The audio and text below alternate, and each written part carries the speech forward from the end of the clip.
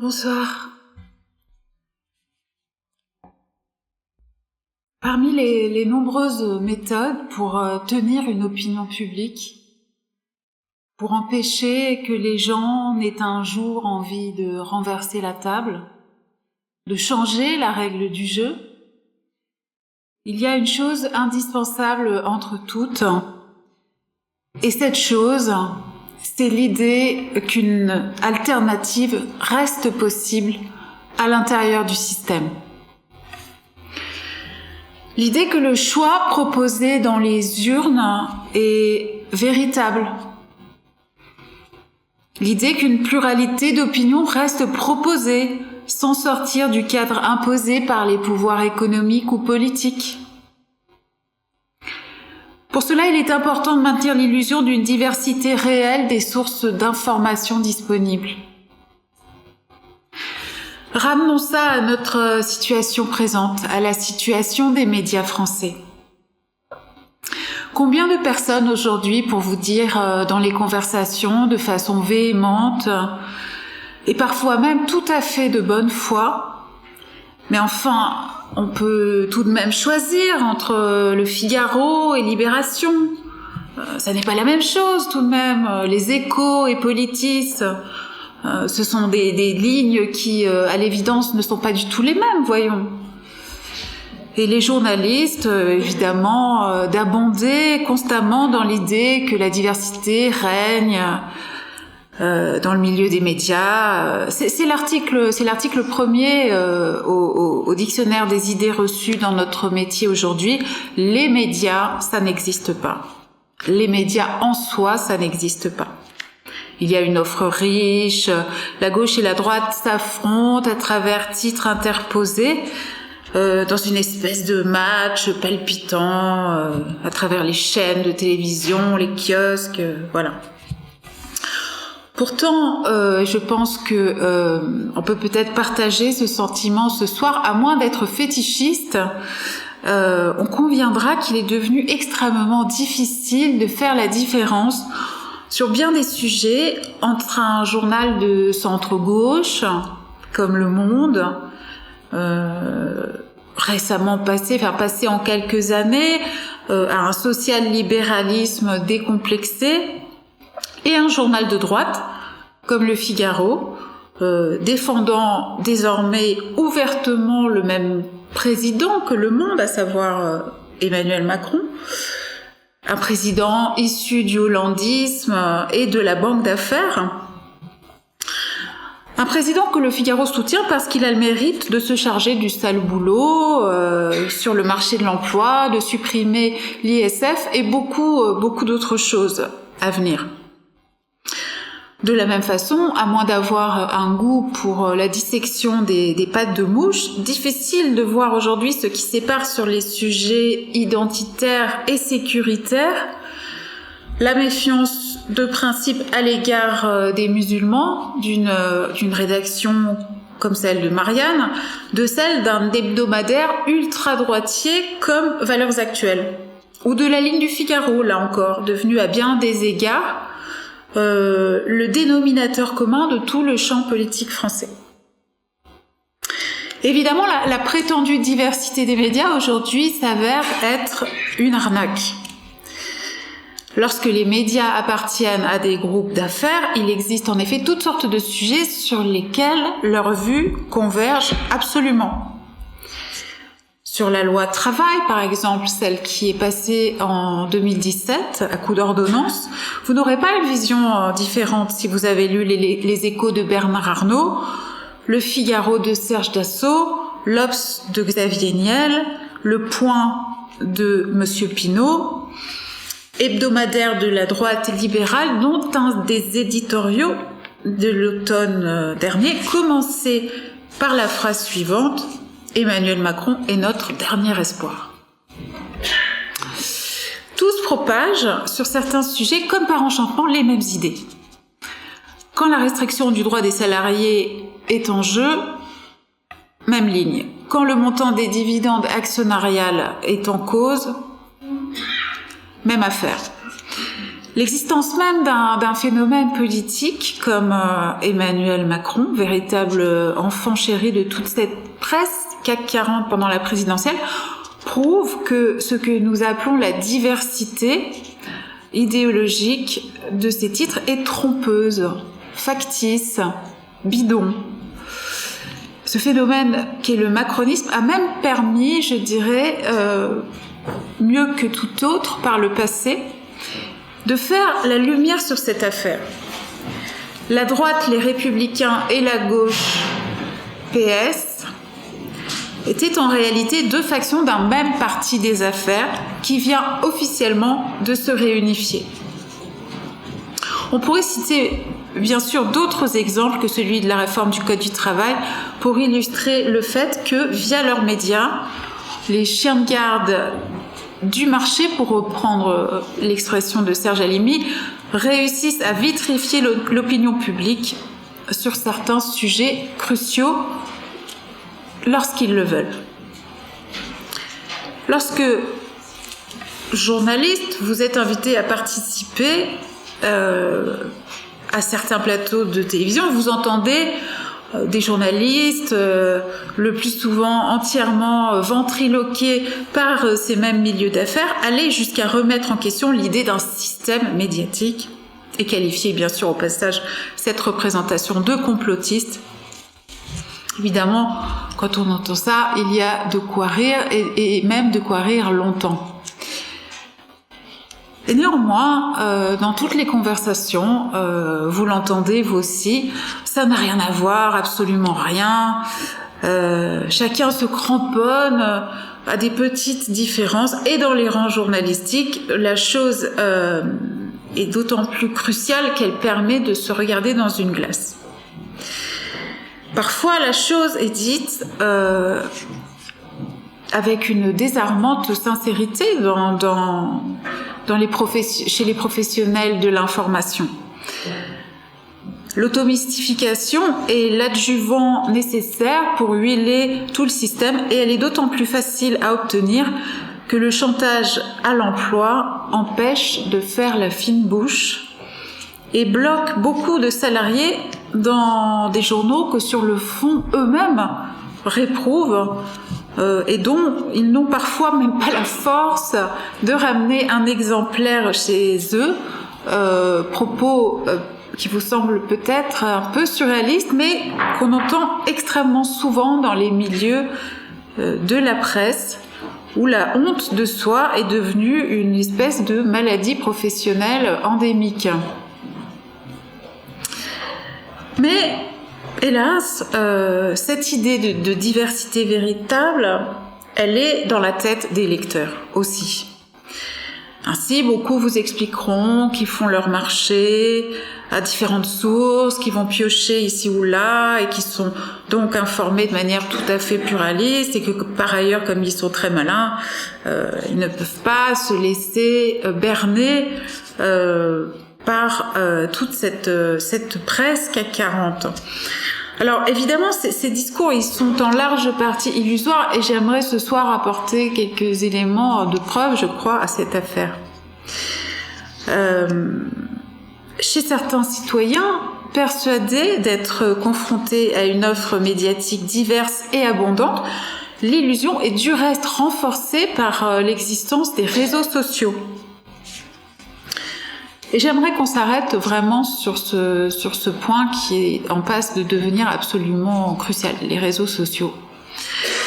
Leur irruption a certes créé un formidable appel d'air dans un univers des médias dont l'atmosphère était totalement viciée. Désormais, il est incontestable qu'il est beaucoup plus difficile pour un système oligarchique de s'assurer de l'étanchéité de son système d'information.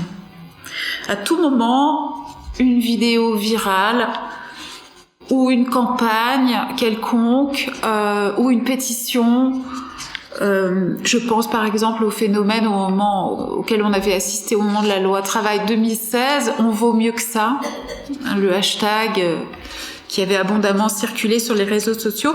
À tout moment, ce type d'événement peut venir troubler Un agenda institutionnel réglé comme du papier à musique et peut venir permettre de lever des omertas, peut révéler des leaks que les grands médias seront dans l'obligation ultérieure de reprendre ou même de diffuser préventivement, et aussi faire exister des figures intellectuelles ou politiques marginales tenues hors des projecteurs publics ordinaires, mainstream.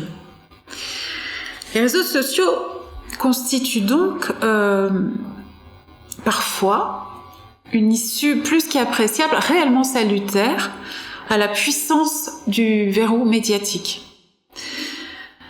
Il n'en reste pas moins que ceci, j'aimerais le montrer ce soir, n'offre pas une alternative à l'existence d'un système de production de l'information et qu'il contribue même pour le grand public à masquer la profonde dégradation de ce dernier.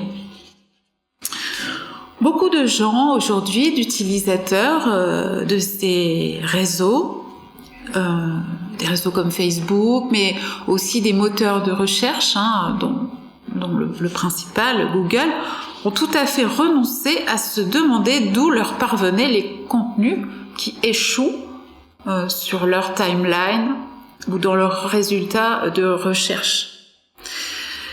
Les réseaux sociaux mélangent pêle-mêle tous les contenus et rendent ainsi en effet la question de la source, de l'origine contrôlée, totalement superflue, en apparence.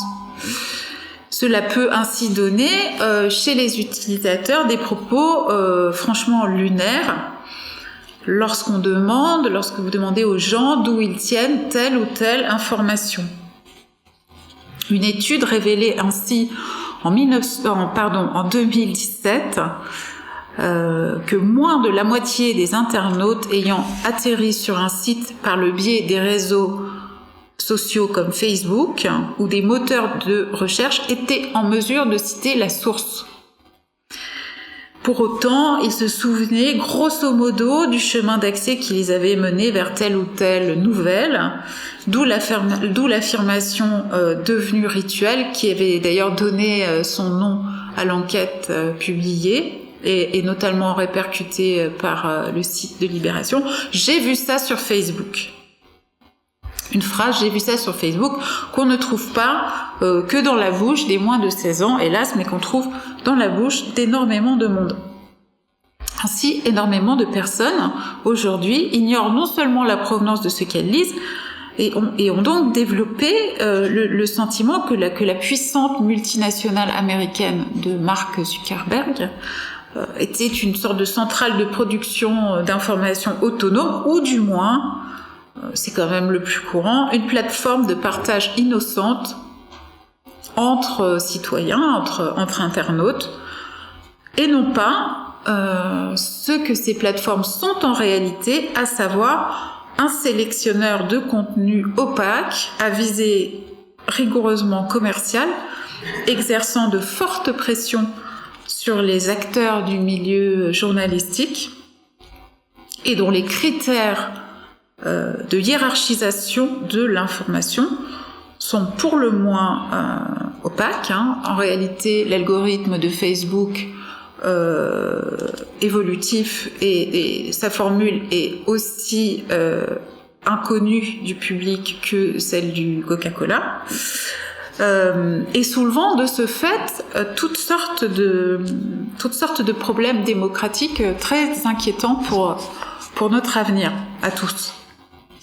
Ne parlons même pas des questions de souveraineté numérique que pourrait poser la mainmise désormais achevée des États-Unis sur nos échanges de données personnelles nationales, françaises et européennes. On n'ose même plus en fait mettre une telle affaire sur le tapis, tellement la résolution de la chose impliquerait de décisions politiques radicales et au point de paraître désormais totalement utopique. À ma connaissance, d'ailleurs, aucun candidat à l'élection présidentielle française n'a soulevé ce problème. La plupart des gens ont donc chassé de leur esprit, ou ignorent tout simplement, que les articles vus sur Facebook proviennent en réalité exactement des mêmes journalistes que ceux des rédactions traditionnelles, qui sont à 90% aujourd'hui, je le rappelle, même si le chiffre commence heureusement à beaucoup circuler entre les mains du CAC 40, et que logiquement, ils charrient les mêmes biais idéologiques, partagent les mêmes partis pris, prétendument neutres, et en réalité chargés en particules fines idéologiques fortement polluantes pour l'esprit. Alors, les gens, nous tous en fait, nous tous, avant de nous intéresser de près à ces questions, nous n'avons pas davantage à l'esprit l'idée que les nouvelles rédactions qu'on nous vend comme productrices de formats branchouilles et très modernes et tellement viraux comme Combini ou Brut qui fournit quand même le service public de l'information, puisqu'ils ont des partenariats avec France TV et France Info. Et bien que ces nouveaux producteurs de contenu, qui utilisent eux uniquement les réseaux sociaux pour se propager, donc ni les kiosques ni les ondes, recyclent en réalité les mêmes informations que les rédactions traditionnelles, que les vieilles rédactions qui sont tous entre les mains du CAC 40 voilà. Donc tout ça en réalité prend sa source au même endroit. C'est-à-dire dans des rédactions qui ne sont plus libres d'elles-mêmes, qui sont entre les mains d'intérêts financiers et commerciaux très puissants, qui sont au demeurant, là, pensons aux gens qui travaillent, aux journalistes, même s'ils ne sont pas très populaires, qu'ils le sont de moins en moins, qui sont saignés à blanc par les nouvelles logiques actionnariales qui sont mises en œuvre dans ce secteur, dans le secteur des médias, qui détient maintenant des records de plans sociaux depuis 2015, et qui se voit au passage entraîné par ces nouvelles logiques dans une course folle au moins-disant intellectuel, les formats chocs de quelques minutes et la tyrannie du simplisme rigolard et de la blague obligatoire s'imposant comme le modèle à suivre aussi bien dans le service public de l'information que dans le privé, tout support, papier ou vidéo, pour une course à l'audience au sein de toute la corporation. Donc, pour les journalistes, puisque je tiens quand même à rester quelques minutes sur leur cas, double peine parce que non seulement les utilisateurs de réseaux sociaux que nous sommes tous accordent souvent plus de crédit à ces plateformes qu'aux médias traditionnels, qui pourtant produisent la quasi-totalité de l'information souche sur lesquelles les réseaux prospèrent, et ces nouveaux sites type Combini. Et les utilisateurs ignorent aussi le lien de suggestion financière extrêmement puissant et croissant entre les médias et ces réseaux gigantesques, ces réseaux américains, devenus des checkpoints obligés pour faire connaître vos articles, et qui, au demeurant, se payent très avantageusement sur la bête, sur les vieilles rédactions. Les utilisateurs que nous sommes tous ignorent le plus souvent que Facebook, et on se garde bien de le leur révéler, que Facebook vient de réaliser un véritable hold-up sur les médias français, puisque Facebook verse désormais chaque mois des sommes colossales à ses rédactions à l'agonie, afin qu'elles lui fournissent des contenus adaptés en échange de leur mise en valeur. Donc, si vous voulez, le genre de pacte qui se fait le pistolet sur la tempe, parce que si vous n'êtes plus poussé par les réseaux sociaux, si vos contenus ne sont plus mis en valeur, vous disparaissez très vite. Et l'invisibilisation numérique est une chose littéralement suicidaire pour un média aujourd'hui. Alors évidemment, vous aurez compris d'emblée toutes les conséquences de ce hold-up, c'est que tout se fait bien sûr au détriment des médias indépendants, qui sont souvent des petits médias, qui ont des moyens moins importants, puisque ce ne sont pas les géants des télécoms qui injectent des fonds à perte, ce sont les lecteurs, c'est les citoyens, les simples gens qui donnent des petites sommes. Je pense à des sites indépendants comme Là-bas si j'y suis, Arrêt sur image, le média désormais, et donc face à des monstres numériques comme Facebook ou Google, le match est totalement inégal.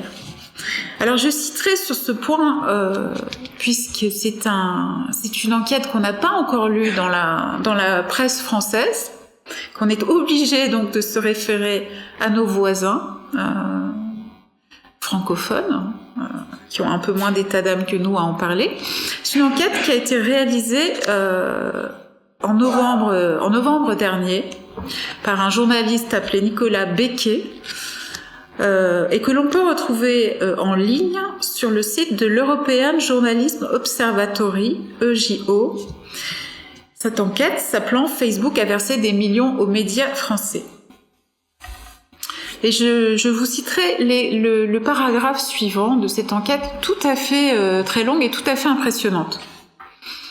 TF1, Le Figaro, Le Parisien, l'ensemble des titres du groupe Le Monde font partie des éditeurs qui touchent de l'argent pour produire des contenus vidéo pour Facebook. Et les sommes donnent le tournis. Entre 100 000 et 200 000 euros par mois sur des périodes renouvelables, selon que vous aurez donné ou pas satisfaction. On parle donc ici de plusieurs millions d'euros distribués aux médias hexagonaux via Facebook. Il va sans dire que, précise le journaliste, il va sans dire que dans les rédactions contactées, on est peu disert sur les détails de ces accords tout à fait confidentiels. À LCI, par exemple, chaîne du groupe Bouygues, l'argent de Facebook versé sur la période aurait financé les 2/3 de la rédaction web, payé les 2/3 des journalistes sur le web, qui deviennent donc des salariés hexagonaux de Facebook. Alors évidemment, fin de la citation de cette enquête, on ne se lasse pas de méditer aux conséquences d'une telle situation. Alors, dernière citation de cette enquête à laquelle je vous conseille de vous référer, le responsable du site et des réseaux sociaux du journal Le Monde, quotidien de référence français, interrogé par le journaliste, a tenu à le rassurer, citation, « L'argent versé n'a pas changé notre façon de travailler, ouf, on avait failli avoir peur. Rendormez-vous, tout va bien, tout se passe entre les géants des télécoms français et Facebook, je pense que nous n'avons pas de soucis à nous faire. » Tout ça va dans un sens progressiste et certainement dans le sens de la liberté de circulation des opinions garantie par notre Constitution, je le rappelle au passage. Alors évidemment, compte tenu de leur asphyxie financière, les groupes de médias de notre pays n'ont pas le choix et ils acceptent ce marché de dupes. Ils l'acceptent pour différentes raisons, parce que à court terme c'est une façon de survivre, d'éviter un plan de départ plus ou moins volontaire de 50 personnes, et aussi parce que les patrons dans ces groupes-là ont mis en place des personnes depuis des années déjà qui ont peu d'état d'âme avec ce genre de contrat et qui eux-mêmes ne veulent pas, en définitive, envisager les conséquences à long terme dévastatrices d'une telle servitude volontaire. Et c'est aussi cela, la conséquence inaperçue, encore trop inaperçue, et forcément, puisque personne parmi les médias n'a intérêt à dire ça à ses lecteurs, n'a intérêt à leur révéler ce qui se passe dans les cuisines. C'est la conséquence inaperçue de l'appartenance de tout notre système d'information à des groupes tels que Bouygues, TF1, Free, Le Monde, Dassault, Le Figaro, LVMH, Le Parisien et Les Échos. Dans des groupes pareils, vous imaginez bien que les conséquences démocratiques de ce genre de pacte léonin avec des multinationales américaines ne sont jamais prises en compte et ne seront jamais prises en compte par de tels acteurs. Seul le sursis accordé par nos amis américains à leurs investissements dans les médias, dans la presse, notamment peu rentables, compte.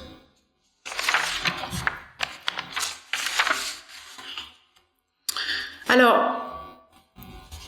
évidemment, tout ça pose la question de la responsabilité, de la responsabilisation de nous tous, du public, face à nos usages des réseaux sociaux, nos usages des médias, etc. Parce qu'on sait très bien que la mainmise toxique sur tout le système d'information français de tels géants, donc maintenant vous voyez que la contrainte est double, hein, elle intervient au niveau des groupes industriels français et elle intervient au niveau encore plus puissant des multinationales américaines.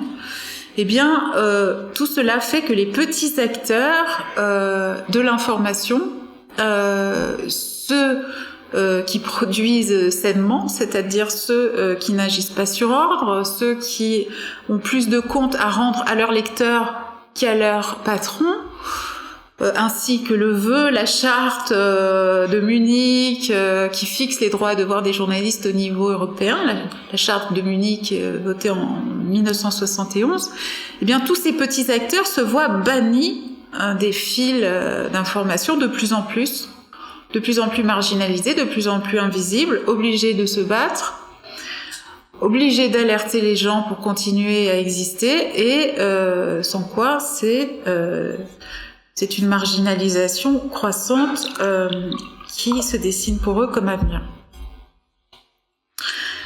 Parce que le problème, c'est que les mêmes personnes, les mêmes utilisateurs, et encore une fois, je m'inclus,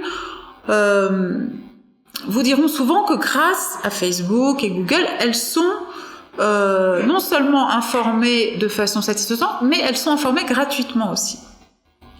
C'est très important. L'illusion de la gratuité, du free riding autorisé par les réseaux sociaux.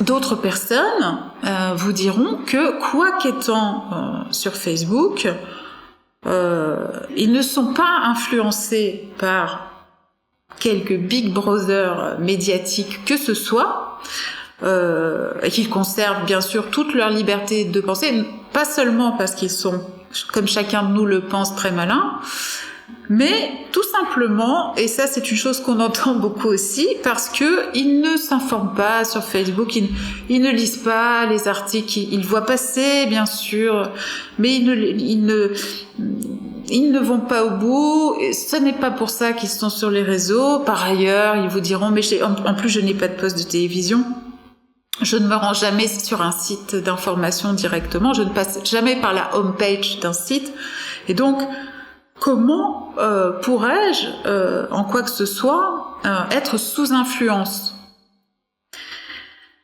Alors c'est très intéressant quand vous avez ce genre de spécimen en face. Il y en a beaucoup chez les adolescents par exemple.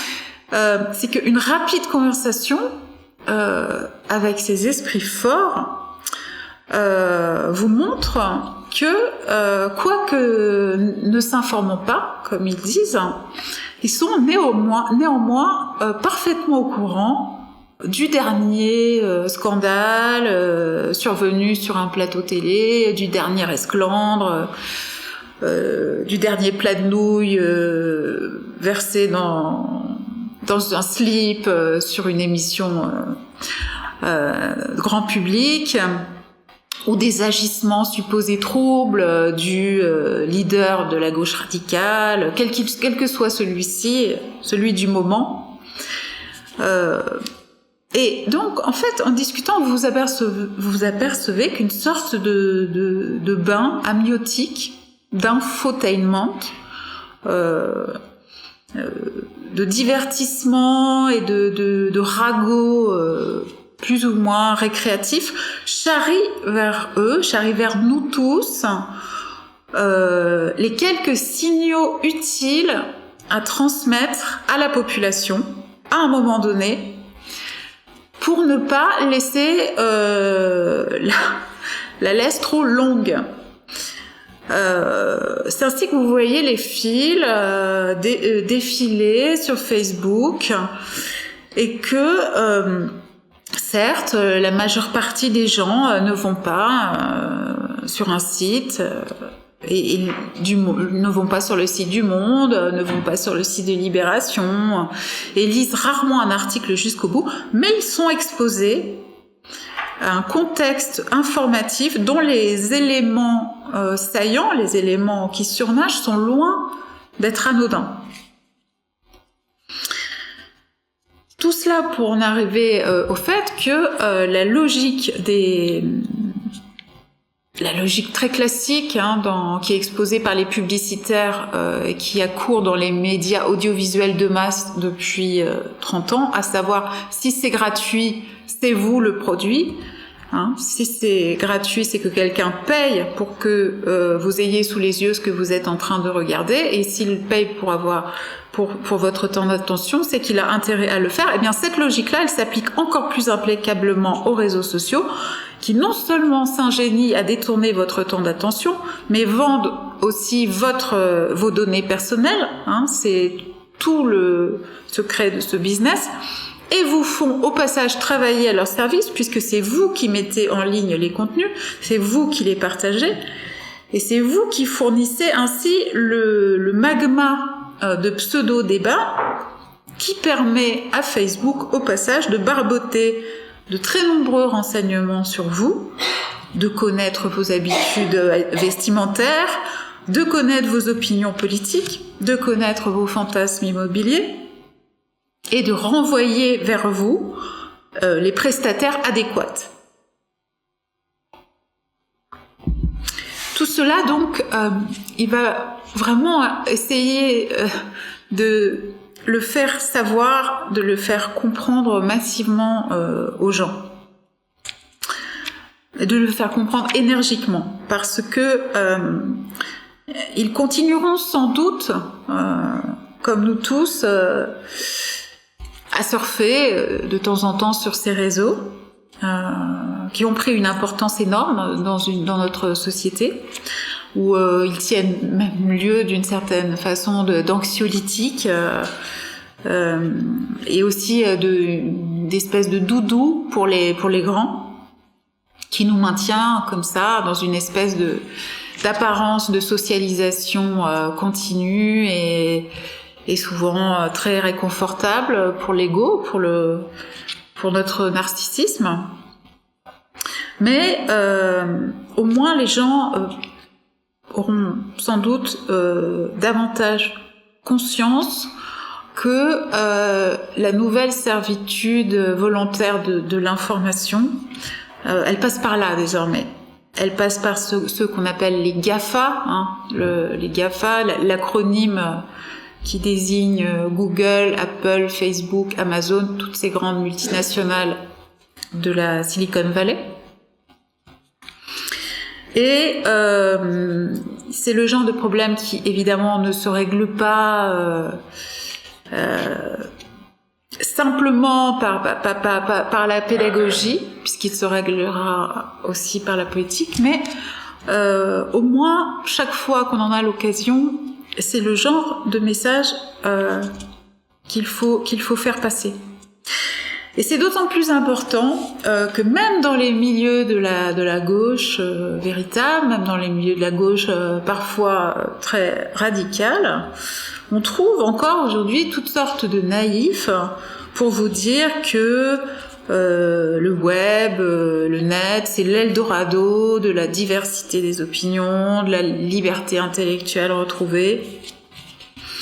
Comme si la création de petits sites, parfois qui font beaucoup de bien, où on va se réchauffer entre soi et qui diffusent des textes interminables et parfois passionnants, eh bien, comme si la création de ces petits sites ne reposait pas, plus exactement, sur du semi-bénévolat, voire du bénévolat intégral. Et comme si le fait de valoriser de façon, dans la position du minoritaire, des travaux d'intellectuels méconnus ou chassés des grandes ondes, des grandes émissions, pouvait être une alternative suffisante à la marée noire de l'information qui vient comme ça mazouter tous les citoyens en biaisant bien sûr inflexiblement leur choix politique, notamment en période électorale, évidemment. Comme si l'existence de médias de niche, aussi précieux qu'ils soient, aussi louables que soit leur travail de défrichage et même de résistance, n'ayons pas peur du mot, pouvait un jour déboucher sur une récupération massive de tous ces esprits, tous nos esprits, colonisé à grande échelle par une vision du monde tellement orientée dans le même sens. Parce que le paradoxe des réseaux sociaux, c'est aussi celui-ci.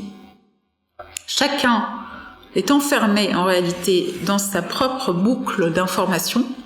Vous le savez, on le sait ça de plus en plus, les algorithmes ne délivrant pas à chacun les mêmes contenus. Le passé de vos choix, de vos clics, détermine l'avenir des informations qui vous seront proposées. Et plus vous évoluez sur les réseaux sociaux, plus ce cercle sera étroit. Plus vous serez resserré et auto-conforté dans votre opinion initiale. Ce qui est, à proprement parler, le contraire de l'établissement d'un espace public digne de ce nom, où les opinions contradictoires peuvent vous être proposées, où vous pouvez vous cogner à de réels différents, à de véritables différences. Donc, non seulement ces algorithmes ne délivrent pas à chacun de nous les mêmes contenus, et donc on peut dire d'une certaine façon, puisque maintenant ces réseaux sociaux sont les principaux pourvoyeurs d'informations, nous n'avons plus d'espace public. Nous n'avons plus d'espace public puisque nous n'avons pas accès aux mêmes contenus. Eh bien, parallèlement à ce phénomène, la pauvreté des stimuli intellectuels croissantes, donc qui nous sont proposés par toute cette mixture des réseaux sociaux, l'homogénéité de toute cette mixture est elle aussi profondément stupéfiante. Non seulement il est très facile de se retrouver pris dans des chaînes auto-justificatives, comme je le disais à l'instant, d'articles établissant sans fin la preuve du bien fondé de votre opinion initiale par la simple logique cumulative croissante de votre historique. Mais vous pouvez cultiver l'illusion dangereuse que votre vision du monde, vos opinions progressent dans le pays. Alors qu'en réalité, vous pouvez vous trouver simplement désorbité des autres boucles d'informations où l'inverse exact se dit, et ainsi, comme je le disais il y a quelques minutes, l'information ne joue plus son rôle de ciment social. nous nous trouvons à la fois massifiés dans des visions du monde très homogènes et en même temps totalement segmentés, chacun dans son couloir de nage. Alors, les deux phénomènes conjoints sont en réalité aussi inquiétants l'un que l'autre. Parce que d'un côté, les comportements grégaires se voient renforcés, on est heureux, conforté dans notre opinion, les petits pouces bleus se lèvent et donc on a l'impression de dire des choses formidables et de progresser. Et de l'autre côté, en réalité, on se trouve simplement coupé de l'état des forces réelles du pays, des forces politiques, idéologiques réelles du pays. Et si l'on y réfléchit bien, mais pour ça il faudrait qu'on offre au public la possibilité de le faire, comment s'attendre à autre chose ? Comment pouvions-nous nous attendre à autre chose venant de ces multinationales, venant d'un modèle économique basé sur la compilation de données personnelles, aux antipodes d'un quelconque souci d'informer équitable et démocratique. Donc je le disais il y a un instant, si vous ne payez pas, c'est que quelqu'un d'autre, quelque part, paye pour que vous lisez ce que vous avez sous le nez. Or, autre inconvénient de ce système, de la gratuité apparente de l'information sur les réseaux sociaux,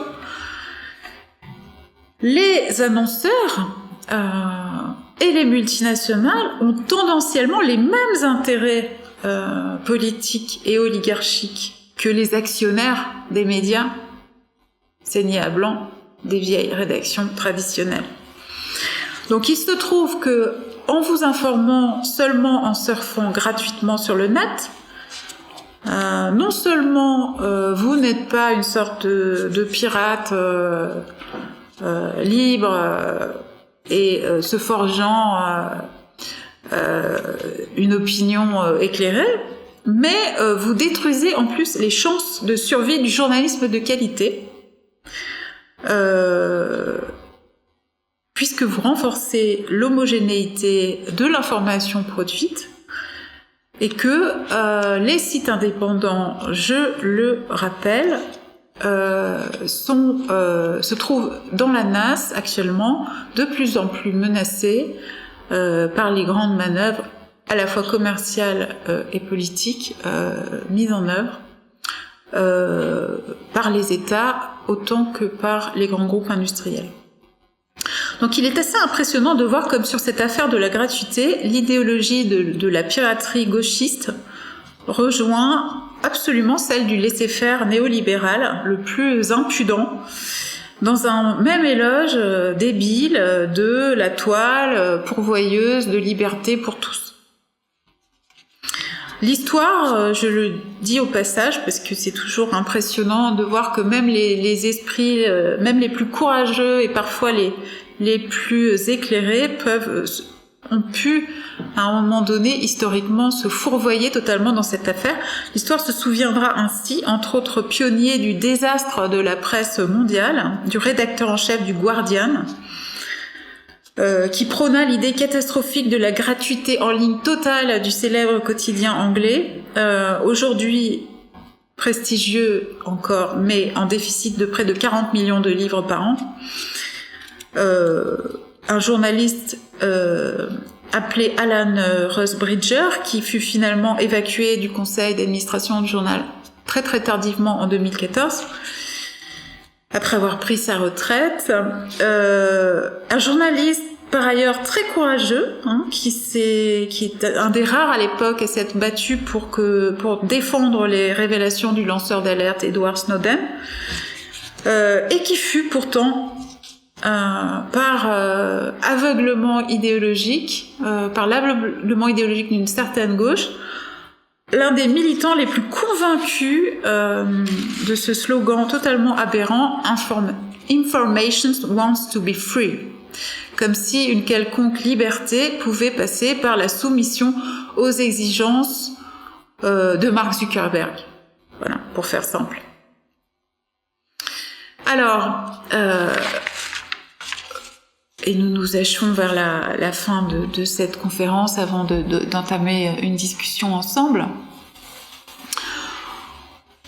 On sait au demeurant, pour ne rien arranger à toute cette affaire, que les multinationales américaines dont je parlais, Facebook, Google, sont en train de se rapprocher des États, cette fois-ci de nos États, de l'État français en l'occurrence, pour organiser la fameuse chasse aux fake news. Alors, je ne pouvais pas aborder la question des réseaux sociaux sans parler de ce point, tout de même pour finir. Puisque le président de la République lui-même l'a abordé dans ses récents vœux à la presse française et nous annonce imminemment pour le mois de mars une loi nouvelle sur le sujet.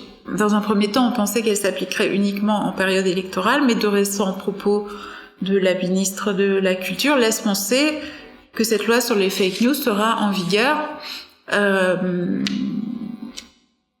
toute l'année et permettra en référé, c'est-à-dire avec une procédure judiciaire accélérée, de faire déréférencer des sites ou de retirer des informations jugées inadéquates, jugées, estimées par le juge être des fausses nouvelles, ce qui nous promet d'ailleurs de fameuses corridas parce que on aimerait savoir comment les juges vont statuer sur cette affaire.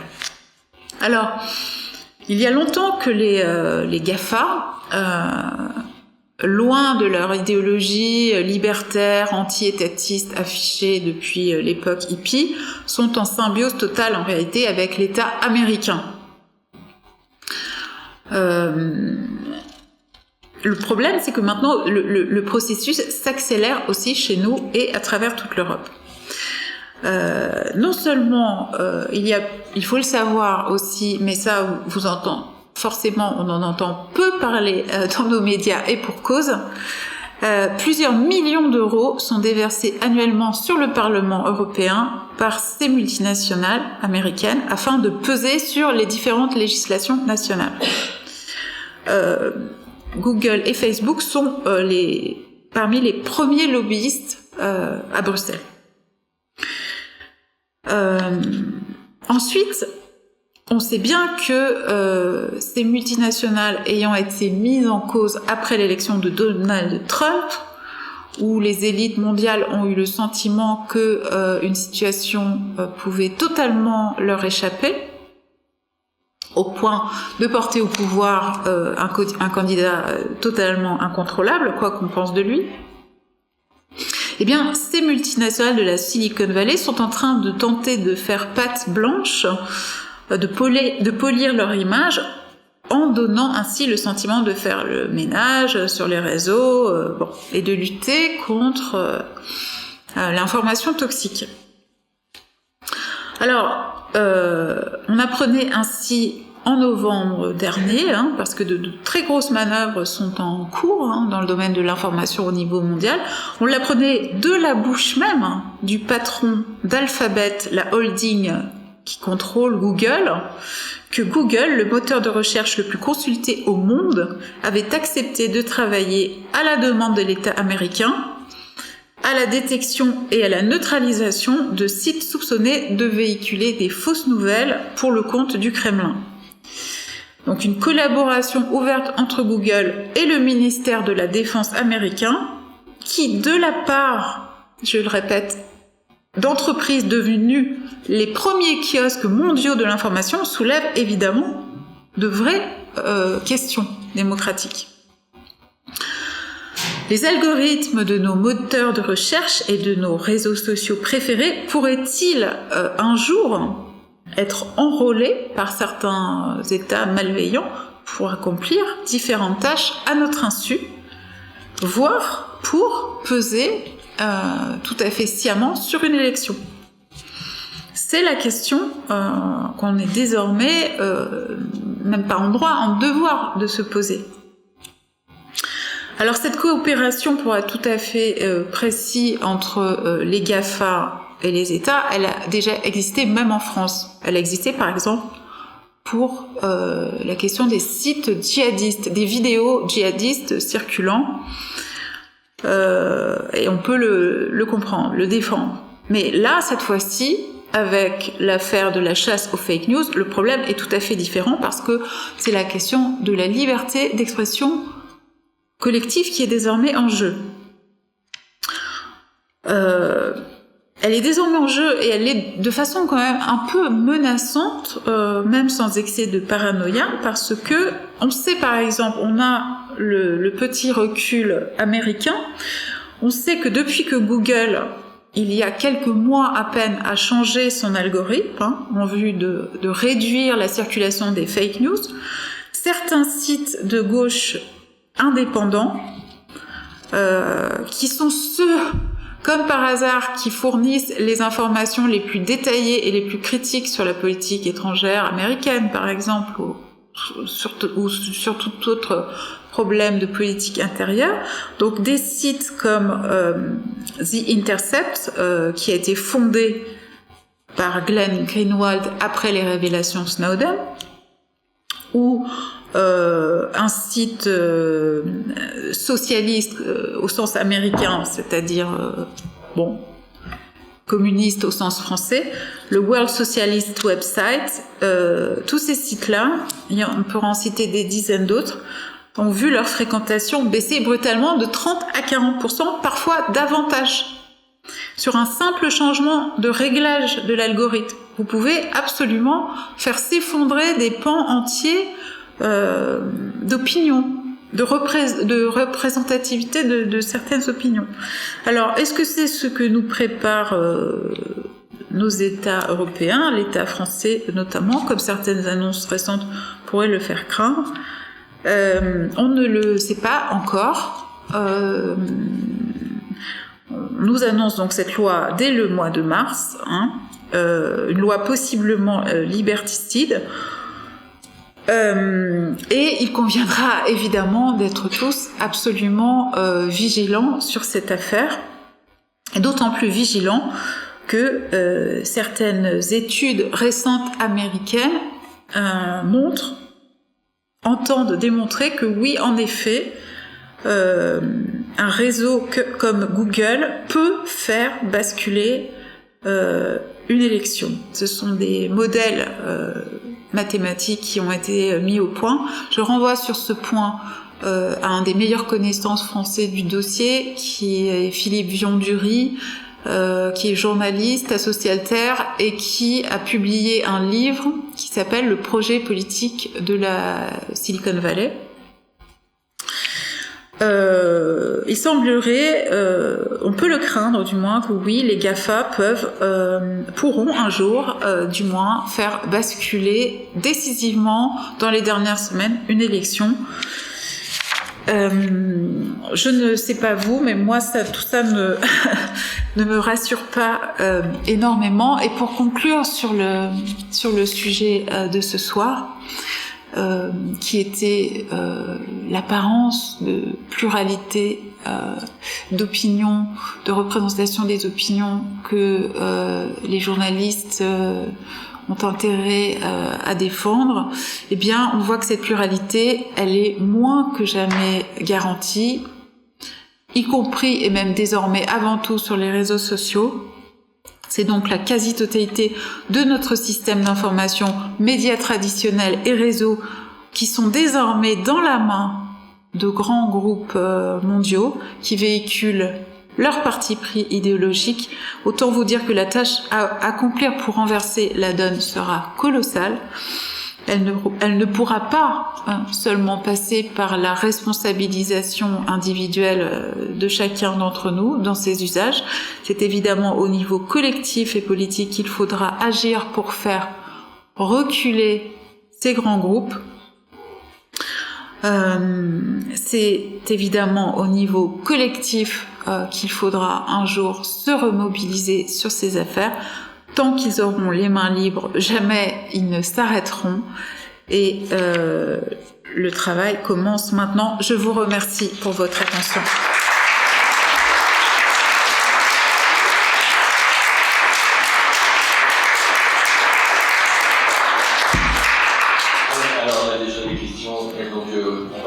Comme nous filmons, merci de parler, vous avez le micro, donc je viens. Oui, bonsoir, merci beaucoup pour cette exposé. J'aimerais avoir votre avis sur le journal Libération et aussi sur Télérama. Vous n'en avez pas parlé, je voulais savoir si vous les mettez dans le même sac que les autres, sachant qu'eux aussi appartiennent à des grands groupes. Écoutez, ça va peut-être vous révolter, mais oui, Libération achève sa course peu glorieuse quand même, au sein du groupe de Patrick Drahi, donc un des géants des télécoms dont je parlais. Donc on connaît le fameux pamphlet de Guy Hockenheim, lettre ouverte à ceux qui sont passés du Colmao au Rotary, un pamphlet qui s'adressait évidemment à ses anciens camarades de Libération, puisque c'était un journaliste, Guy Hockenheim, un journaliste révolté parce qu'il a vu se mettre en place dans les années 80. Et oui, Libération, on peut dire maintenant, est passé donc du Colmao à Patrick Drahi. Voilà, donc oui, je mets absolument Libération dans le même sac, mais encore une fois, je tiens à faire cette précision. Ça n'exclut pas le fait qu'il y a des gens qui se battent là où ils sont. Ça n'exclut pas le fait qu'il y a des gens que j'ai des confrères qui font un travail aussi honorable que possible à Libération, y compris sur le domaine des médias, mais lorsque je critique le système, j'ai le sentiment, et ça passe plutôt bien auprès de la plupart de mes confrères, que c'est pour eux que je me bats, pour que l'étreinte se desserre, celles qui bousillent leur vie professionnelle, et non pas contre eux en tant qu'individus et contre eux en tant que journalistes souffrant sous l'égide de ce genre de groupe. Vous parliez de Télérama, Télérama appartient au groupe Le Monde, c'est-à-dire le groupe maintenant de Xavier Niel et de Mathieu Pigasse. Et là encore, à Télérama, il y a des gens, il y a quelques plumes qui restent dans les coins, qui se battent, mais tout ça ne fait pas un système défendable et viable. Voilà. Et non, oui, je vous le dis, dans tous ces lieux-là, la liberté d'expression est absolument sous contrôle et menacée et à défendre au quotidien. Alors évidemment, dans ces lieux-là, on vous brandira toujours tel ou tel journaliste comme Samuel Gontier qui se bat, etc. Mais le problème, ce qui est extrêmement désagréable, et je connais bien cette position-là, c'est que on brandit des alibis que généralement on maltraite dans les coins et qui sont utiles de temps à autre parce qu'ils sont plus présentables. Et quand vraiment ils deviennent trop gênants, au besoin on les éjecte. Donc voilà, c'est ma réponse à votre question.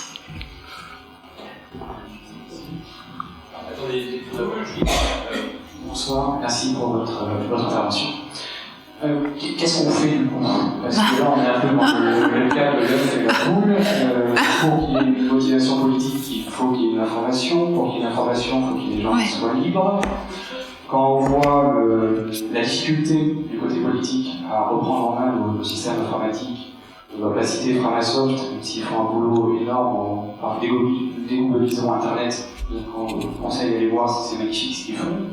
Le Parti Pirate, c'est malheureusement pas une niche, c'est un microbe politique qui prêche dans les airs depuis 15 ans. Donc politiquement, l'offre existe, elle est atone. Et du coup, du côté du politique, c'est tout aussi atone, parce que finalement, c'est pas secoué par l'information. Monter un jardin comme le Léga, qui permet de temps en temps de prendre une lumière, c'est bien, mais ça reste un jardin avec des amis. Et du coup, pour gagner la route finale, on fait quoi? Bon, c'est la vraie question. Alors d'abord, le média, laissez-lui sa chance, il est aimé depuis 1 mois. Donc, voilà. Non, mais c'est... je suis pas là pour défendre de façon patriotique le média, mais enfin... tout le pari quand même de c'est juste une parenthèse, mais tout le pari du média, c'est justement de refuser la logique du média alternatif, raison pour laquelle il est en accès libre et il est non pas gratuit, surtout pas gratuit, parce qu'il y a des gens qui doivent payer pour qu'il existe et qui payent pour qu'il existe, et sans leur conscientisation, sans leur militantisme, il n'existerait pas, et il n'existera pas à l'avenir. Mais l'idée, c'est quand même justement de récupérer par une bataille culturelle la centralité du débat. Hein. L'idée, c'est pas de rester dans une bulle à se réchauffer entre soi. Voilà. Mais c'est un combat colossal et il ne fait que commencer. Donc oui, évidemment, moi je suis totalement d'accord avec vous. Par où commencer, hein? Malheureusement, ça ne fait pas plaisir à entendre parce qu'on aurait envie de pouvoir commencer à s'organiser, à travailler en dehors du politique et en dehors des élections, etc. Mais tant qu'on n'aura pas porté au pouvoir à un moment donné un gouvernement décidé à agir sur cette affaire-là, il ne se passera rien de fondamental. Il n'y a qu'un pouvoir politique qui peut décider d'entamer un bras de fer avec des actionnaires industriels de ce calibre, en décidant, par exemple, à un moment donné, de leur de relever les seuils anti-concentration, de dire maintenant ça suffit, vous pouvez posséder une chaîne de télévision, mais pas deux, et certainement pas 3 rédactions et une chaîne de télévision. Voilà. Donc déjà pour commencer à émietter le pouvoir, hein. Ou alors retirer des canaux de diffusion. L'État a plein pouvoir sur les chaînes de télévision à cet égard. Il n'en fait rien. Ce qu'il faut savoir, c'est qu'on n'a pas un État impuissant. On a un État qui ne veut pas agir. Ça n'est pas la même chose. Par exemple, au moment de la crise d'e-télévision, quand Bolloré s'est décidé à briser Canal+, à crucifier tous les cadres et à virer les salariés par dizaines, l'État était en mesure d'agir, le CSA était en mesure de le menacer, de commencer un bras de fer sur la question du canal de diffusion. Et rien n'a été fait, hein. Certains ministres ou responsables du gouvernement à l'époque de Manuel Valls sont venus faire les guignols aux manifestations, à la sortie de la chaîne, etc., avec les grévistes. Mais ça n'est rien, ça, vous voyez. Patrick Bloch, qui était le député PS que les macroniens ont renvoyé dans ses foyers, d'ailleurs aux dernières législatives, responsable de la campagne des médias au sein de la campagne PS, m'a lui-même expliqué à l'issue d'un débat houleux que certes le programme de Benoît Hamon était très ambitieux dans le domaine des médias, qu'il était notamment ambitieux sur la question des seuils de concentration, mais que évidemment tout ça a été impossible à mettre en place, injouable. Donc j'avais un responsable politique en pleine campagne électorale m'expliquant que le programme de son candidat était du bullshit. Voilà ce que c'est que le PS, l'état de décomposition du PS. C'est ça la vérité. Voilà, donc on n'est pas très étonné de retrouver Emmanuel Macron au pouvoir dans des conditions comme ça, hein. Ils ont eu leur châtiment et voilà.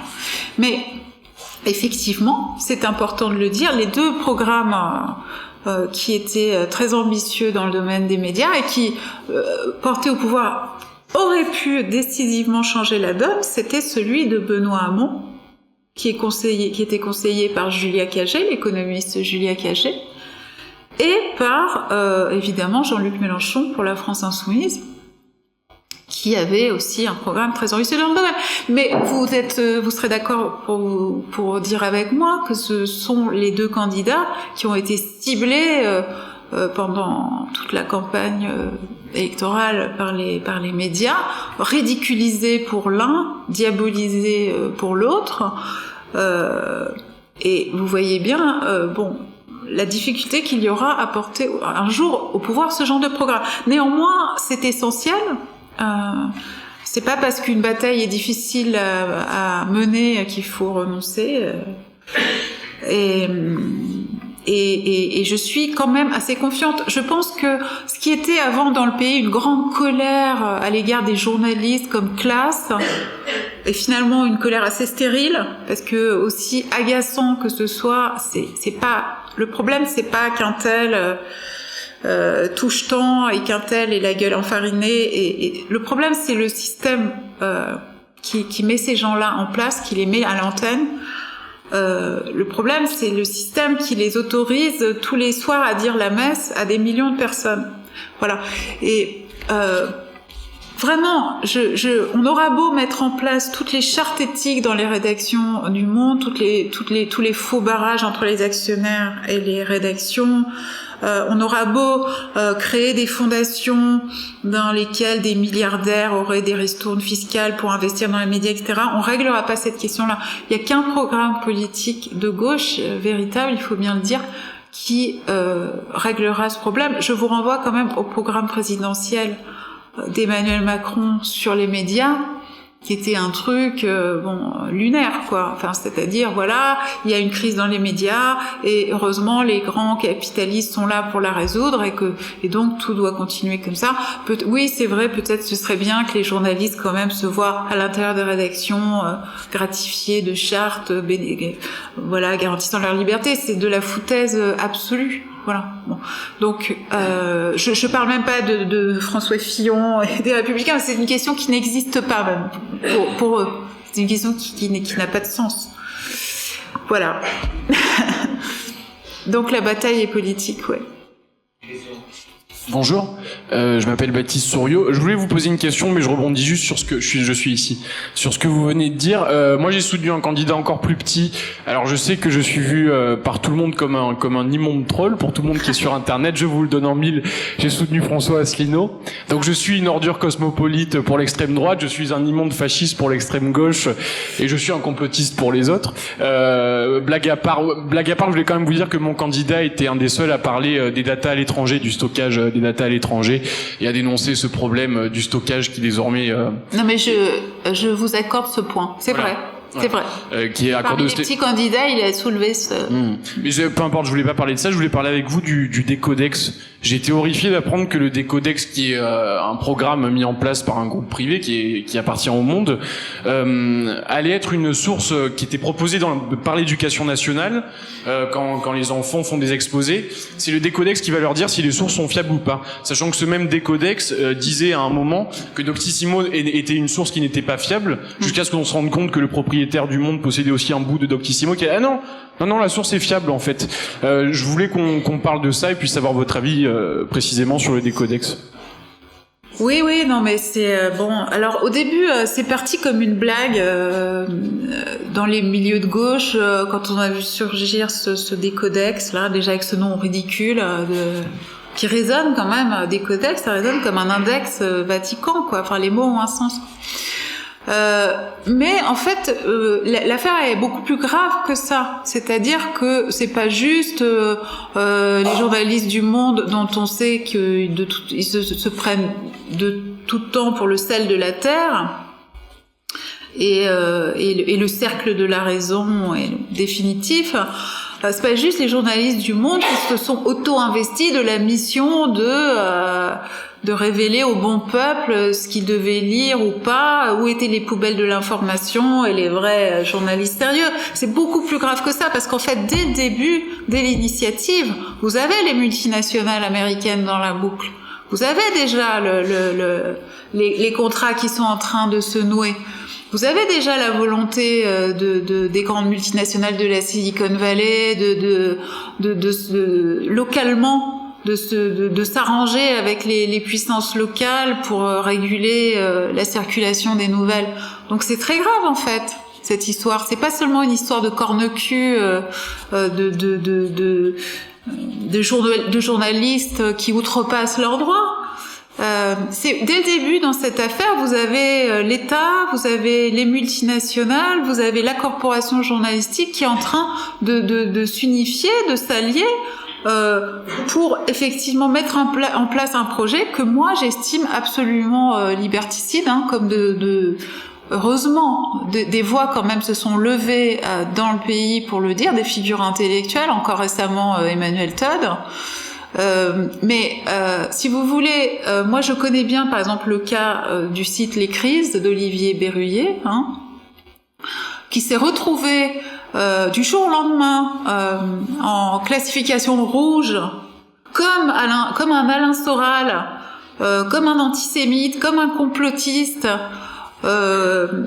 Alors que c'est un type qui mène un travail de fond colossal pour donner, notamment sur les questions de politique étrangère, une autre vision que celle des néoconservateurs français et américains, et qui notamment par exemple sur l'intervention en Libye, qui répand des fausses nouvelles? Est-ce que c'est le site Les Crises qui n'a cessé d'alerter sur les dangers de cette information?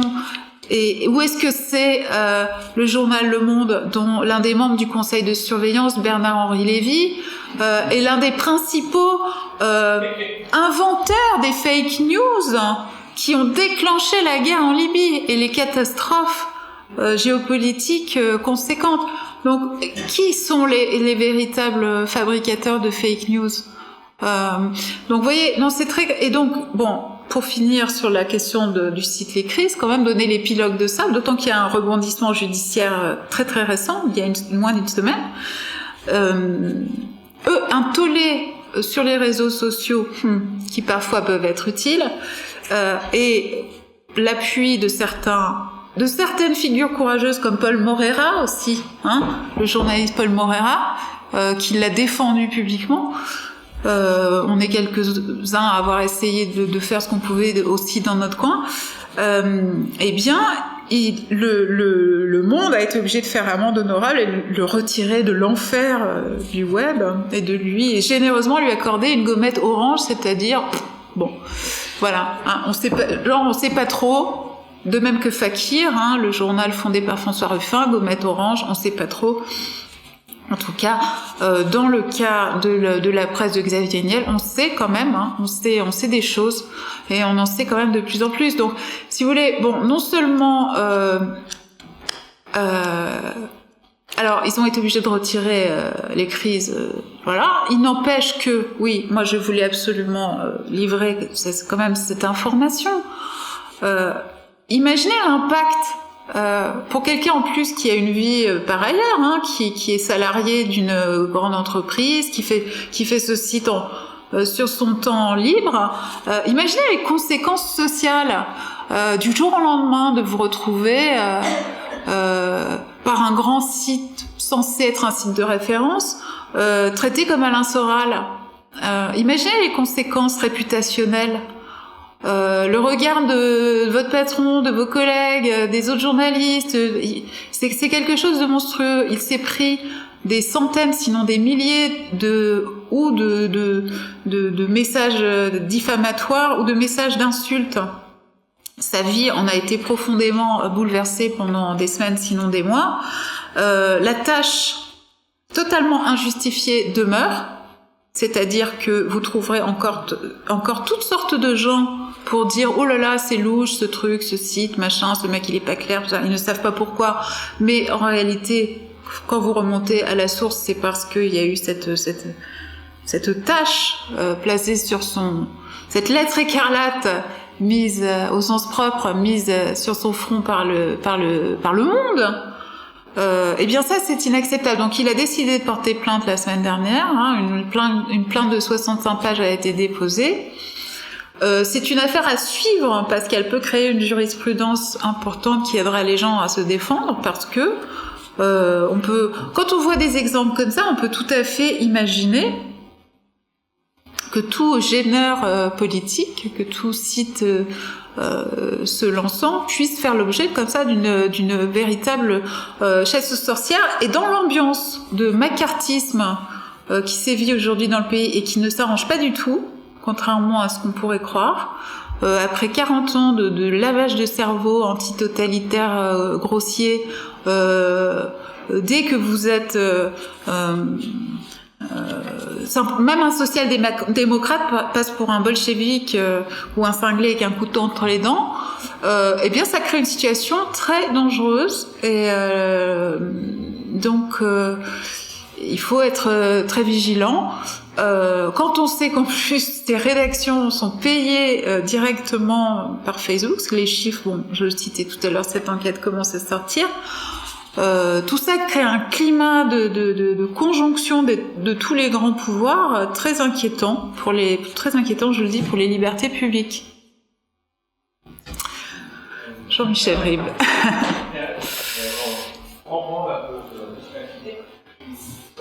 Oui, bonsoir. Ça marche, oui. Bonsoir, moi je trouve très salutaire votre discours et je serai pas que le monde, mais humblement on a tellement été dans la démarche qu'on a faite victime de ce genre d'informations, ce théâtre qui voulait être un théâtre juste auteur vivant, donc je connais bien tout ça, mais sans vouloir sauver quoi que ce soit, je voudrais savoir ce que vous pensiez au milieu de cette emprise, de ce formatage des esprits, etc.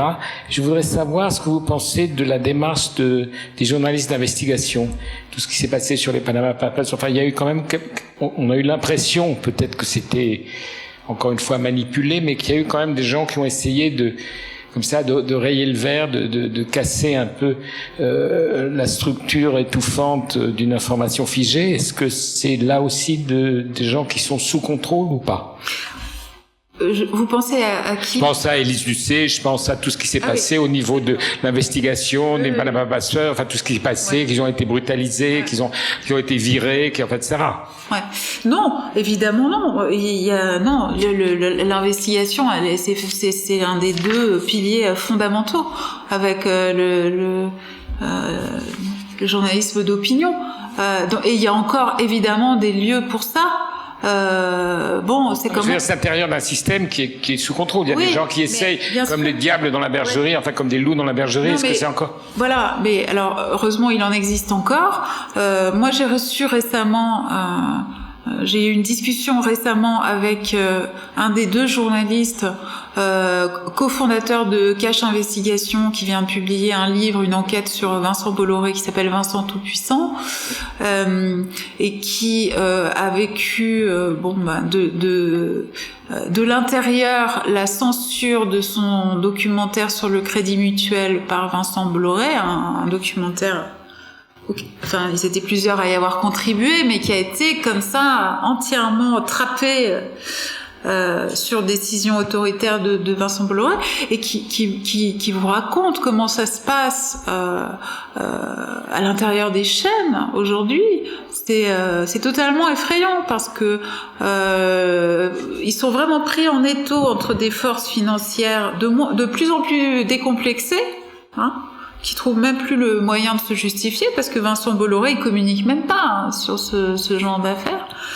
Et puis un pouvoir politique quand même de plus en plus paranoïaque et quand même montrant des velléités de contrôle de l'information qui sont un peu inquiétantes.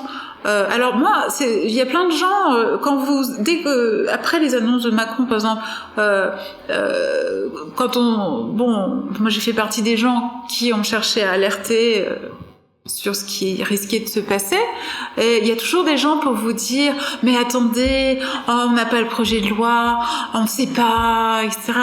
Mais sauf que quand la loi, le problème et c'est aussi sa force d'Emmanuel Macron, c'est qu'il fait ce qu'il dit, lui, contrairement à certains rois feignants antérieurs, et il avance très vite, et quand il annonce ça, eh bien au mois de mars, vous êtes sûr que vous allez l'avoir. Donc moi j'attire l'attention de tous sur ce point, c'est il faut se mobiliser. J'entends bien, excusez-moi. Non, j'entends bien, mais quand même, ce que vous dites là, je l'entends, et c'est vrai, on le ressent même d'une manière subliminale.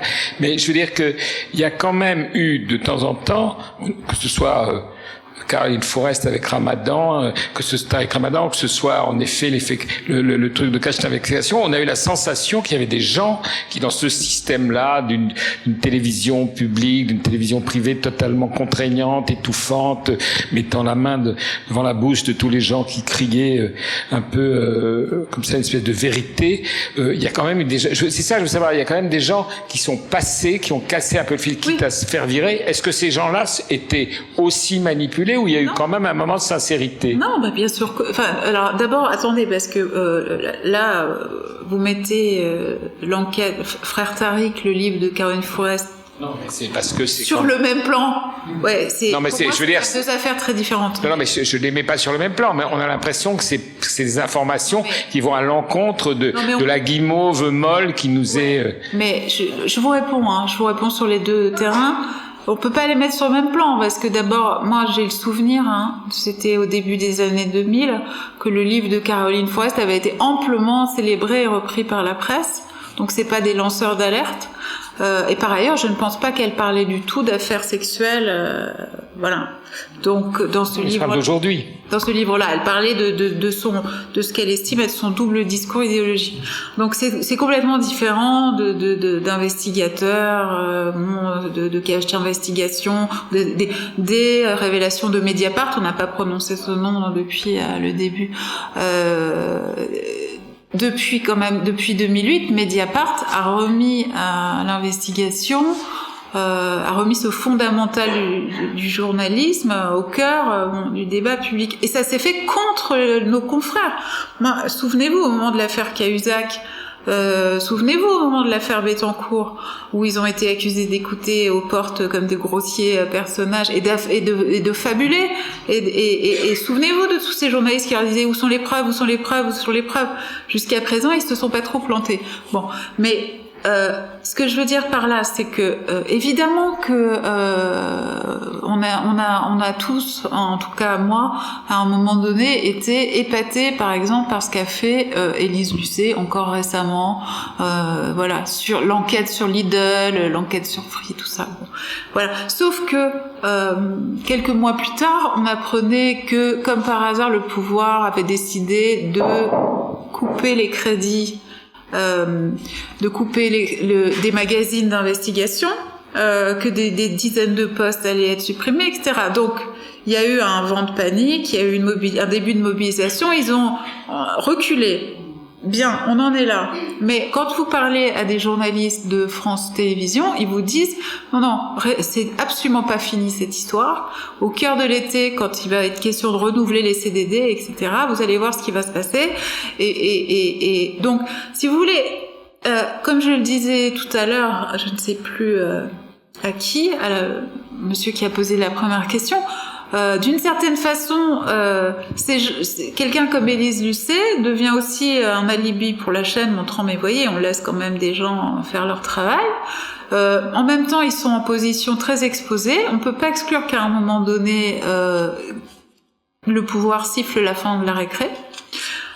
C'est pour ça qu'il est toujours utile de se mobiliser, très très utile, et même sinon ce serait déjà fait. Moi je vous donne mon sentiment personnel, j'en ai pas la preuve, mais ce serait déjà fait. Je peux vous dire que compte tenu de la proximité qu'il y a entre certaines des cibles récentes de cache investigation et le président de la République, ce serait déjà enterré, déjà fait. Seulement quand même, le pouvoir est un peu tenu au respect par l'opinion publique, la mobilisation des gens, les scandales que ça crée.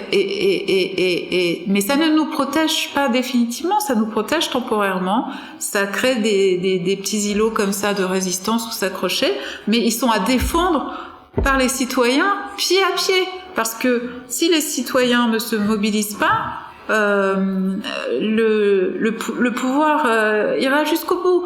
Aujourd'hui même, on apprenait que la présidence de la chaîne parlementaire LCP, bon, c'est pas une audience énorme, enfin symboliquement c'est quand même quelque chose, eh bien, LCP est en train d'être confiée à un très proche ami du président de la République. Est-ce que c'est normal? Est-ce que c'est un fonctionnement démocratique acceptable? Voilà. Il y a une question ici. Il y a deux questions. J'ai souligné en fait deux petits points. Le premier, c'est peut-être une question petit peu naïve en soi, enfin vous l'avez déjà un peu développé, mais je m'interroge justement, à la fois on voit effectivement de façon marquée une convergence des médias et des informations vers des messages uniques, et en même temps les gouvernements éprouvent le besoin d'édicter encore plus de lois sur le fake news. Donc d'un côté on a une information qui est déjà muselée, en fait déjà cadenassée, d'un côté on éprouve encore le besoin de la cadenasser davantage. Et enfin, pour vous, qu'est-ce que cette crispation révèle exactement? Et est-ce que c'est pas également le révélateur qu'il existe encore des zones de liberté, et que ces zones de liberté, justement, se retrouvent aussi sur la toile, pas forcément, justement, vous l'avez très bien évoqué, le rôle des GAFA qui joue un rôle de filtrage, mais en dehors de ça, il y a quand même des blogs d'opinion, il y a des, c'était Olivier Gabriel, il y en a d'autres, qui permettent justement l'émergence d'une information alternative, ou pas de vérité alternative, et qui cherchent non seulement justement à proposer une alternative dans le système, mais à quel système? Et à dire, quelque part, au lieu d'attendre en fait une solution d'un gouvernement, d'un système, on va nous créer cette solution et la mettre en place. Et politiquement, c'est peut-être beaucoup plus puissant. Ce qui était intéressant, pardon, juste pour finir, je vais faire très court. Vous disiez l'État est puissant, mais quelque part, est-ce que on n'a pas un souci où on a une loi qui est puissante, mais où on a un gouvernement qui est faible en fait? Et Emmanuel Macron, je le vois plus comme quelqu'un qui est acheté ou vendu au choix, que comme un dirigeant qui a une réelle liberté d'action. Voilà. Okay. Alors, beaucoup de choses. Oui, mais pour revenir à ce que vous disiez, donc on a déjà une information très homogène et ils veulent et néanmoins une espèce de traque aux fake news comme ça se met en place. Voilà. Signe d'une crispation, disiez-vous. Oui, bah non, mais enfin voilà, c'est-à-dire que et vous disiez oui, ça révèle peut-être qu'il reste encore un peu de liberté. Alors là, oui, heureusement, parce que tant qu'il y a de la vie, il reste des possibilités de reprise de liberté.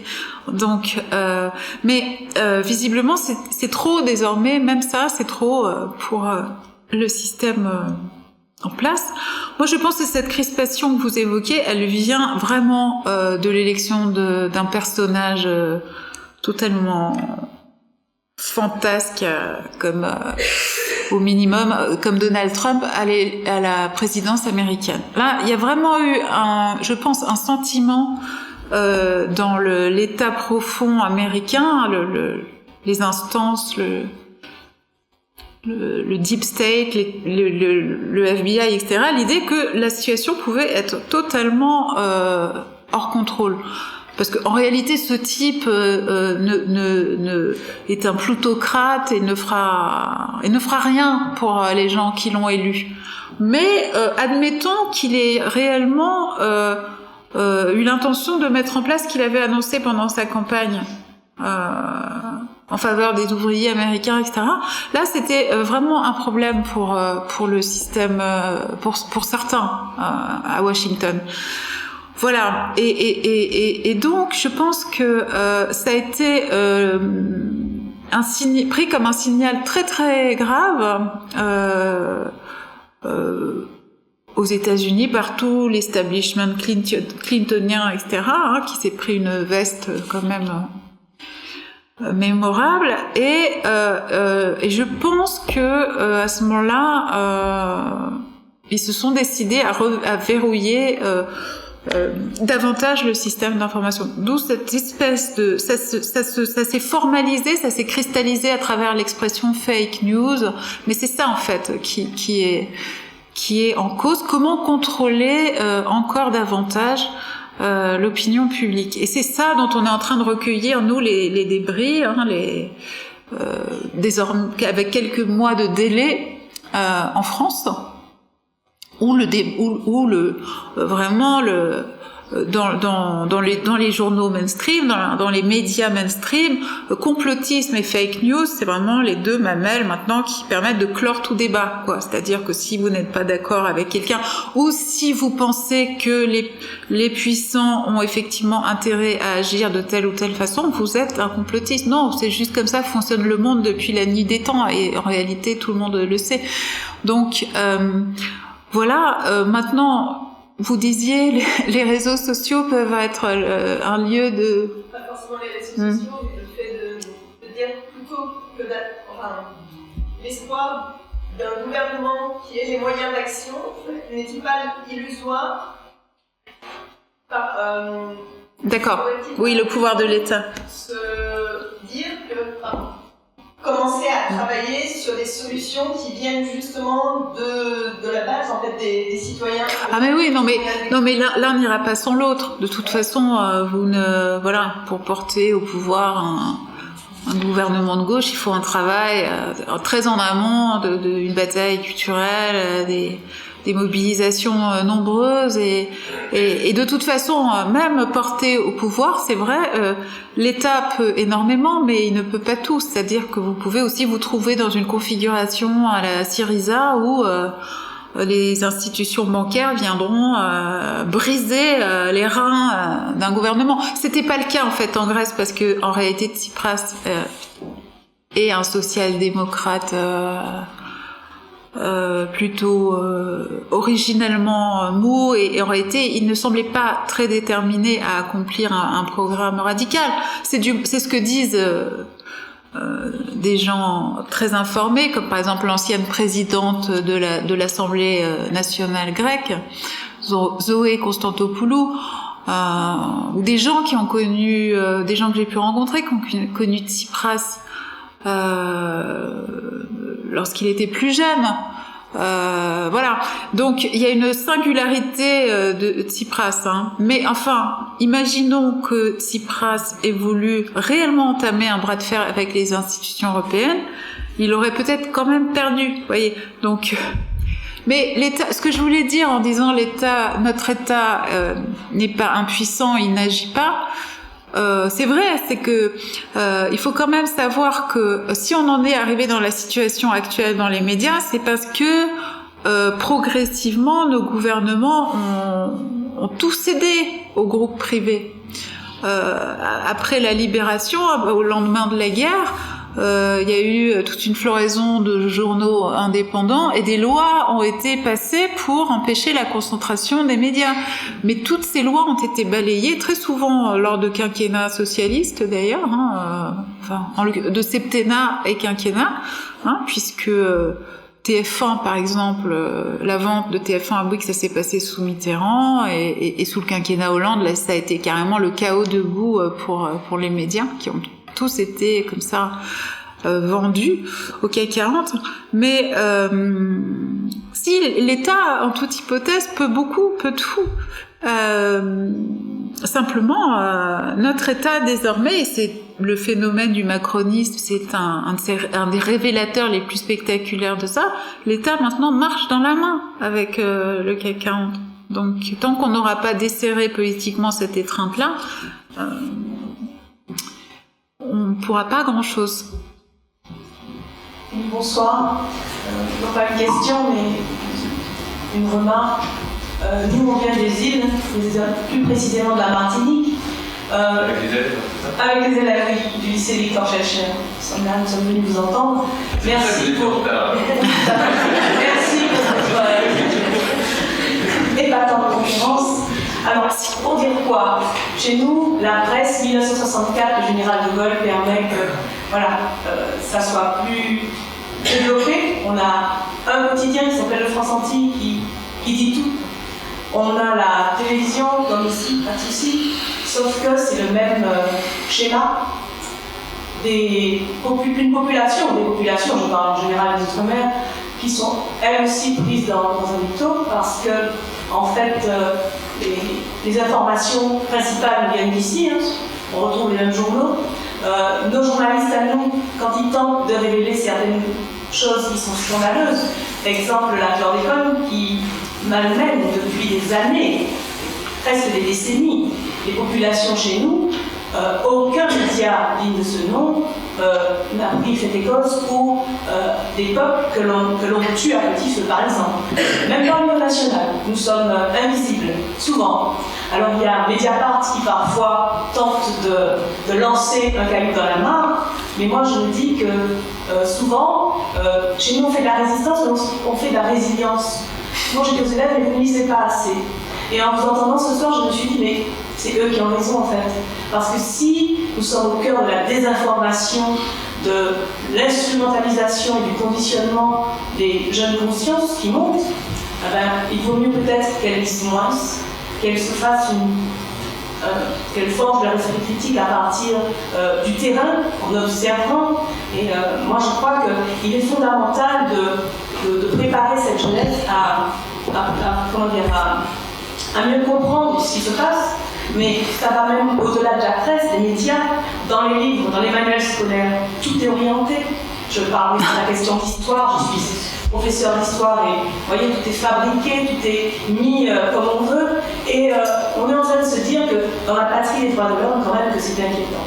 Et je remercie, je pense que vous le connaissez aussi bien que moi, sinon mieux, Aimé Césaire, qui lui s'est battu pendant toute sa vie, j'ai envie de dire, contre cette espèce de système qui muselait ceux qui voulaient vraiment la liberté. Vous voyez, il a été interdit de télévision. Les médias le parlaient de lui comme celui qui, voilà, c'était pas du négrisme qu'il faisait, c'était vraiment la négritude qu'il défendait, c'est-à-dire l'homme, qu'il soit blanc ou noir partout.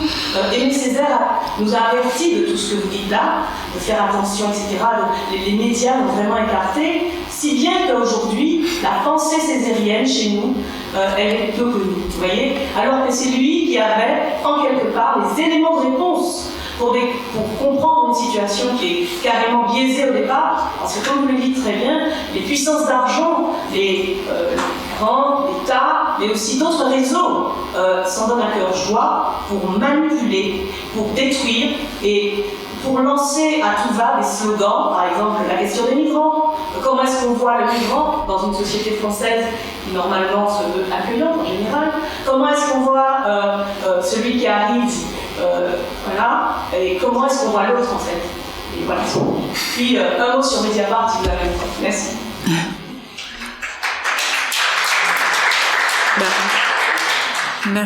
Merci Madame de nous informer sur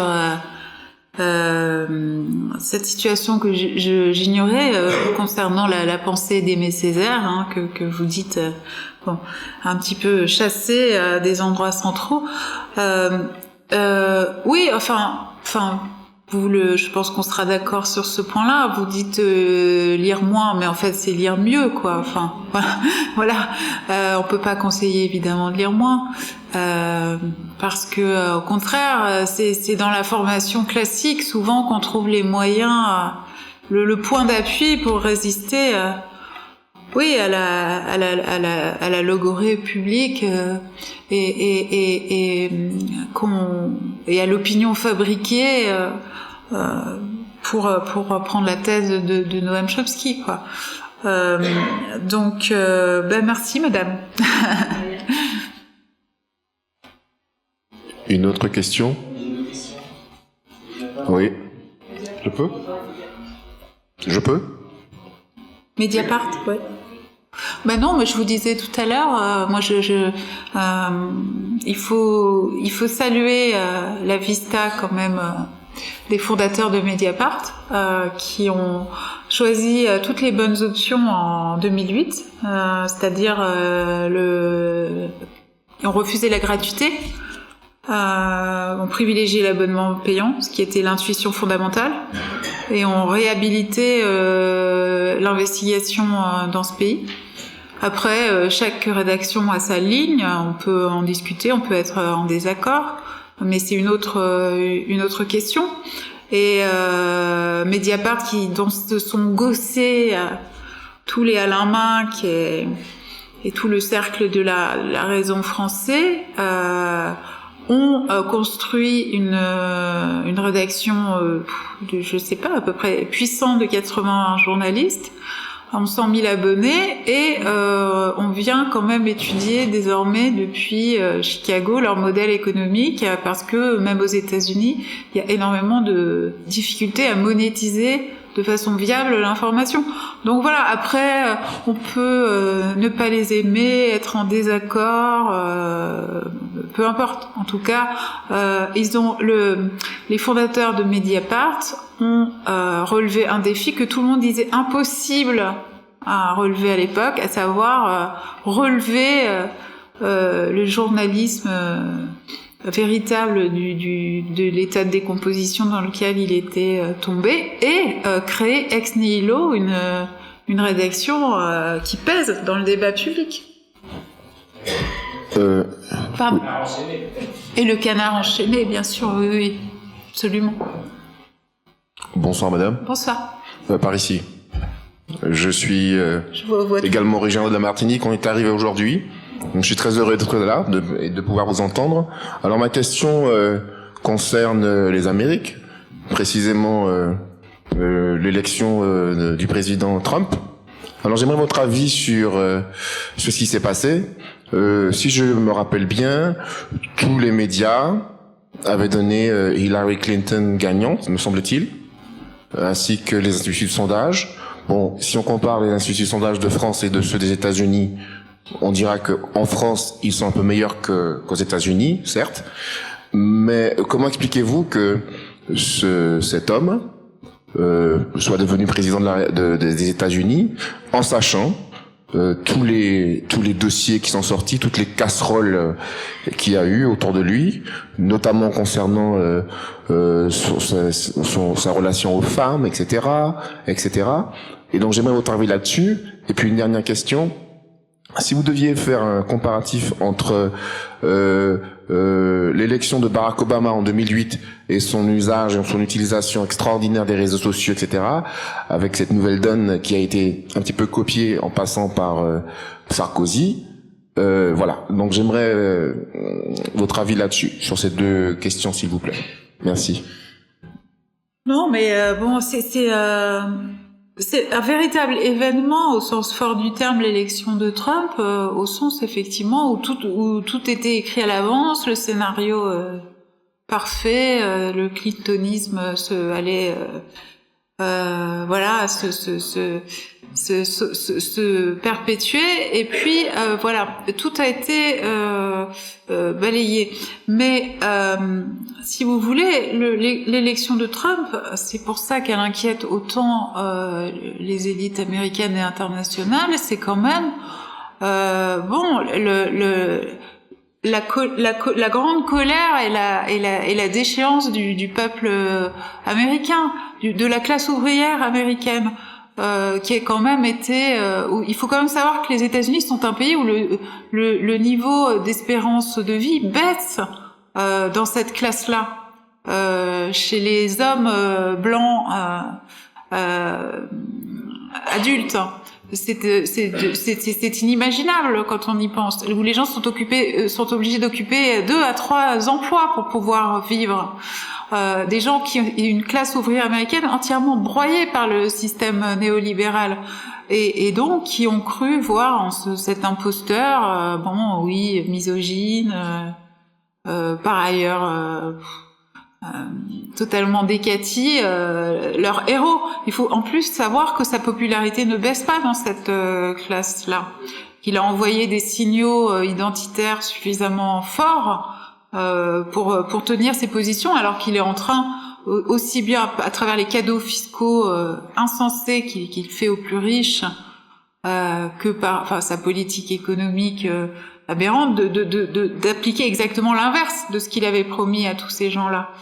Mais nous, évidemment, cette élection, nous Français, nous intéresse au sens où elle est ambiguë par le sens qu'on peut lui donner, parce qu'elle montre aussi que l'histoire n'est pas écrite d'avance, n'est jamais écrite d'avance, et qu'il faut pas se résigner à contresigner les scénarios qui sont écrits à l'avance par le système. Alors voilà, bon, là il se trouve que c'est tombé sur ce type indéfendable, mais Et je pense qu'il y a d'autres leçons à tirer de cette élection. Bon, quant à Barack Obama, en France, on a l'image d'un héros. Je sais que la situation est beaucoup plus compliquée. Chez les progressistes américains, il jouit d'un bilan extrêmement faible. Moi, je renvoie sur ce point à un livre absolument prémonitoire qui avait été écrit par John MacArthur, un grand journaliste américain qui est le patron du Harper's, qui s'appelait L'illusion Obama, qu'il a publié l'année de l'élection d'Obama, et où il annonçait absolument tout ce qui allait se passer. Donc malheureusement, je pense qu'en termes en termes symboliques, je pense que c'est quand même une date importante d'un point de vue racial pour l'histoire des États-Unis, mais sur la question sur les gains politiques, ils sont extrêmement faibles. Bonsoir, je m'appelle Julien et dans votre bouquin La pensée en otage et également dans votre conférence, vous avez parlé de ces journalistes qui sont semi-bénévoles. J'en fais partie, donc des journalistes précaires, pour ne pas dire trivialement qui crèvent la dalle. Et donc on a une audience, une niche qui est évidemment limitée, plutôt intellectuelle.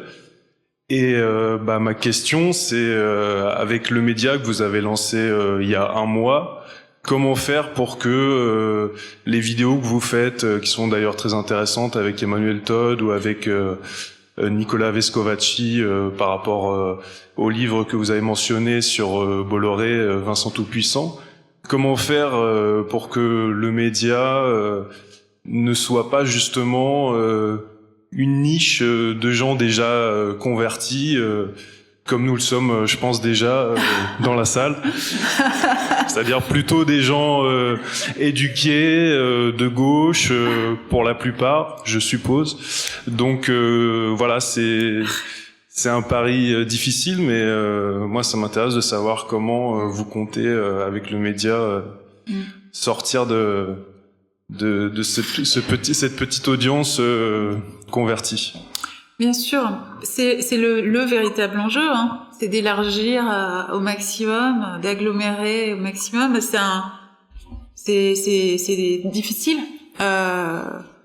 Bon, déjà, ça peut pas se faire en excluant, en étant sectaire et en excluant de l'antenne une parole adverse, une opposition, etc. Donc là, moi, j'y travaille notamment beaucoup en ce moment. J'essaie de faire venir des politiques de tous bords, mais vraiment, ça n'est pas évident. Ça n'est pas évident du côté des macroniens, en fait. En fait, se sont installés aussi bien à l'Assemblée que dans les allées du pouvoir, dans un rôle où ils n'ont même pas à parler, à répondre, en fait. Voilà. Il y a des éléments de langage et on n'entre même pas dans la discussion. Mais moi, je pense que c'est possible de créer non pas un contre-média,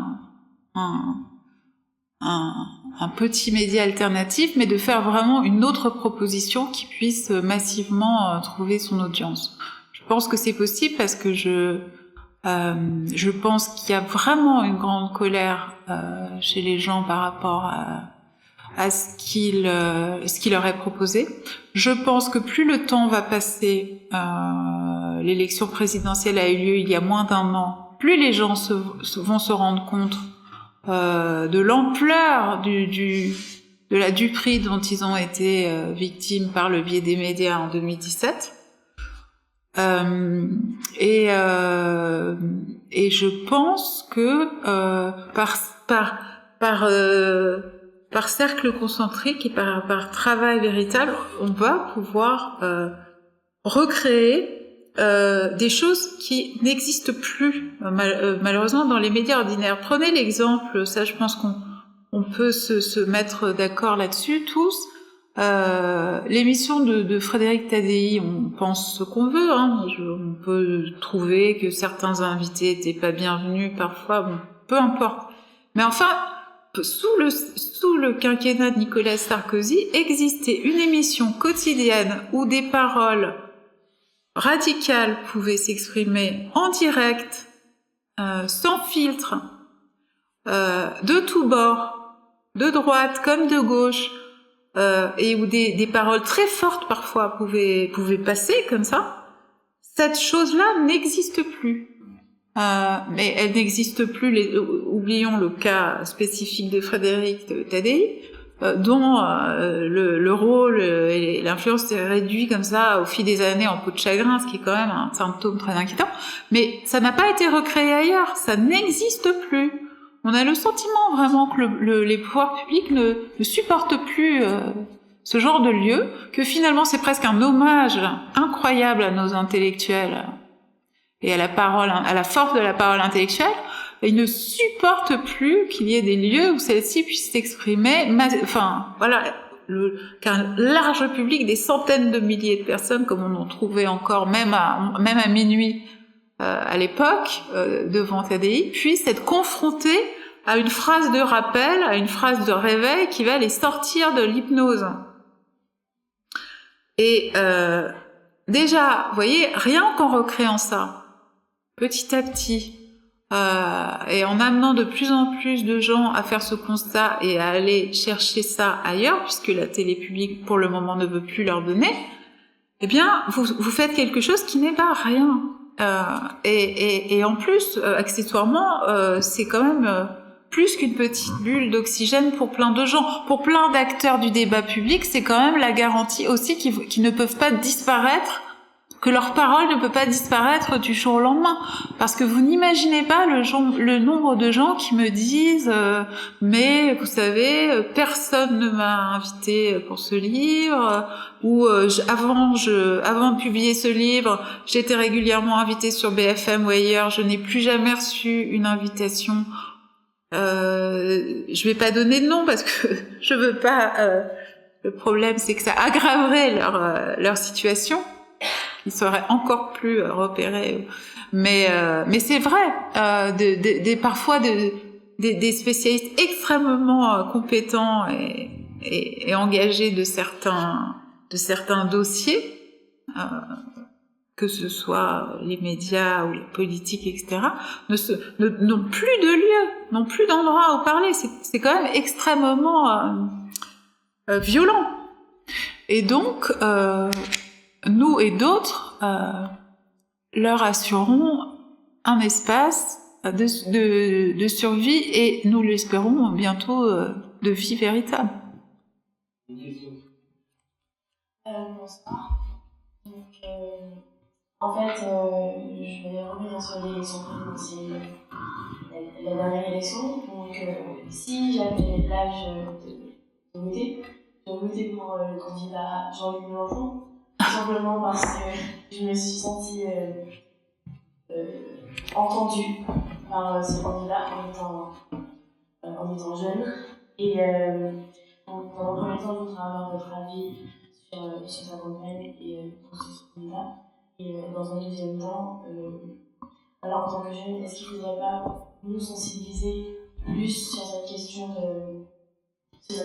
des médias et de cette production, j'ai envie de dire, et parce qu'en fait, on est l'avenir et on est les futurs présidents, les futurs députés, et justement, si ce système est corrompu, si on veut pouvoir l'améliorer au moins avec le temps, est-ce qu'il ne faudrait pas justement plus sensibiliser la jeunesse sur ces questions médiatiques? Et voilà, parce que je pense aussi qu'on a un peu perdu notre esprit révolutionnaire. Je pense. Parce que voilà, enfin, je pense qu'on est trop habitué à être trop bien et qu'on a perdu de vue les vrais problèmes, les vraies problématiques. Et donc voilà.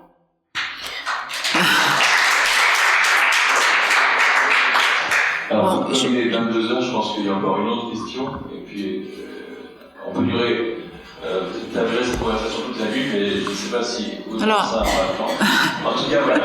Je réponds à mademoiselle et puis on prend une dernière question si vous voulez. Je vais pas m'exprimer sur la campagne de Jean-Luc Mélenchon. C'est pas mon sujet ce soir. Et puis on va pas transformer cette discussion en meeting. Surtout 5 minutes avant la fin. Mais pour ce qui est de l'éducation aux médias, oui, enfin, sauf que l'État en ce moment est en train de dire ça. Hein, ça fait partie aussi de des lois Macron qui arrivent. Mais bon, voilà, tout dépend ce que vous mettez derrière. Si, comme le rappelait un de nos intervenants ce soir, éduquer les jeunes aux médias, c'est leur faire venir le décodex et bon, je pense qu'on leur donnera une représentation de ce qui est une fausse nouvelle, malheureusement non satisfaisante. Je pense que moi, l'éducation aux médias, oui, bien sûr, il y a des choses à savoir qui sont importantes, c'est-à-dire que l'existence du décodex ne discrédite pas la nécessité d'informer les jeunes de ce qu'est un vrai site complotiste, de ce qui est un vrai site antisémite ou bon, bien sûr qu'il faut alerter les gens sur le fait que il y a toutes sortes d'officines qui travaillent à les manipuler, que ce soit au service du système ou contre le système. Mais je pense que c'est vraiment par la culture, la formation intellectuelle classique et de base que ça passe. C'est vraiment ça qui vous donne les vraies armes pour être révulsé par les discours de communication, les discours massifiés, parce que Orwell appelait l'esprit de gramophone, c'est-à-dire l'esprit de tourne-disque, c'est-à-dire cette façon d'adhérer à un discours conformiste. Et il disait ce qui est dangereux, c'est l'esprit de gramophone, que l'on soit d'accord ou pas avec le disque qui passe à un moment donné. Voilà. Donc la formation de l'esprit critique, c'est ça qui est essentiel. Ça passe par le contact avec des grands auteurs, avec toutes les missions de l'école républicaine, et la formation spécifique aux médias. Je pense que dès lors que vous avez une tête bien faite, vous sentez, quand vous allez sur le site Égalité et Réconciliation d'Alain Soral, qu'il y a peut-être une petite focalisation sur ce que vous savez, les personnes que vous savez, et ce sera ma réponse. Alors, la plus courte possible. Dernière question. Bonsoir. C'est très court, je voulais savoir ce que vous pensiez du site lesjours.fr. Je ne vous vois pas, mais bon. Je suis là. Ah d'accord, ok. Les jours. Ah bah oui, les jours, oui, bah c'est... non, mais c'est un site qui va forcément dans le bon sens. Hein. Moi, c'est un site qui repose sur l'abonnement payant, fondé par d'ex-journalistes de Libé pour l'essentiel, mais de la génération, plutôt des cadres de Libé, donc... pas ceux qui ont vécu le pire, quoi, le pire du Libé des années 80 et 90. Mais non, moi je suis triste en fait qu'ils aient accepté au départ les capitaux de certains personnages qu'on retrouve ailleurs. Hein. Ils ont accepté des fonds de Xavier Niel et Mathieu Pigasse, par exemple. C'est vraiment très regrettable parce que symboliquement, ça veut dire qu'ils ne croient pas au diagnostic selon lequel, dès que ces mecs posent un pied dans les médias, ils finissent par les dévorer entièrement. Or, je crois que c'est la seule façon réaliste d'envisager la chose, parce que ça se passe partout pareil. Donc, pour arranger des questions de trésorerie à court terme, accepter un symbole pareil, je trouve ça extrêmement dommage. Et c'est ce qu'ils ont fait. Et donc pour moi, il y a, même s'il y a des enquêtes formidables publiées sur les jours, celle de David Thompson par exemple sur les revenants de Syrie, toutes celles sur Bolloré, ils ont fait un travail de fond de suivi de fond sur ces dossiers-là. Mais j'ai peur que, si vous voulez, ma crainte pour eux et pour tout le monde, c'est qu'il y ait un vice originel qui un jour, voilà, les menace. Merci à tous. Merci beaucoup.